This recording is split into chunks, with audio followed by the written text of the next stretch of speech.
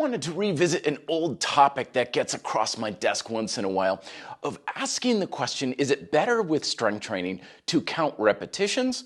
Or sometimes you'll hear of people using time instead. And there's two things to understand about the reps versus time choice that we have. Because fundamentally, muscles don't count repetitions.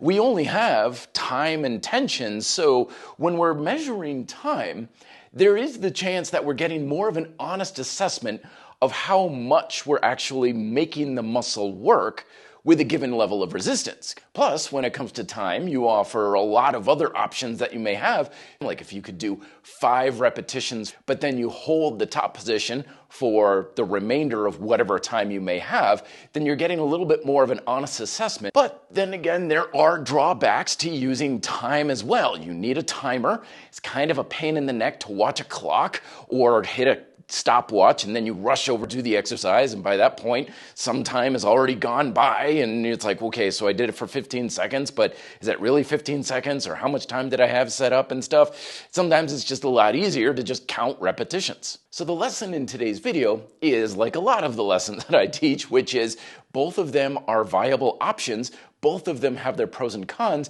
and you should experiment with both to just see what works best for you. Some people prefer to go by time, so they don't have to concentrate on counting repetitions.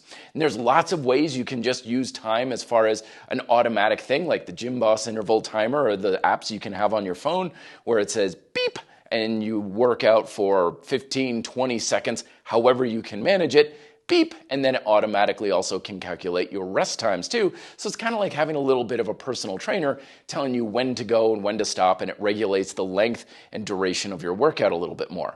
But especially for some things that are much heavier in a much shorter period of time, you may be better off with repetitions, especially when you're going more for strength-based exercises where the reps or the time under tension is much lower and you're doing like 1 to 3 reps or so. So if you feel like you're getting stuck or just bland on counting repetitions, give the time thing a chance.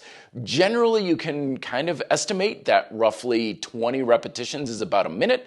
So if you're used to going for something like 8 to 12 reps, that's going to be maybe in the 20-second, 30-second time range, so you can kind of gauge it that way. Or you could just simply start over with your assessment and say, okay, I'm going to try and do this exercise for a given amount of time, range of motion, speed, or even holding as an isometric to the very end, be damned, and see how much more of a way you can burn out your muscles with that. It's a fun experiment to try. And as always, check out these micro workouts here, which are time-based, so that way you can just set a timer and go, and you don't need to necessarily count repetitions.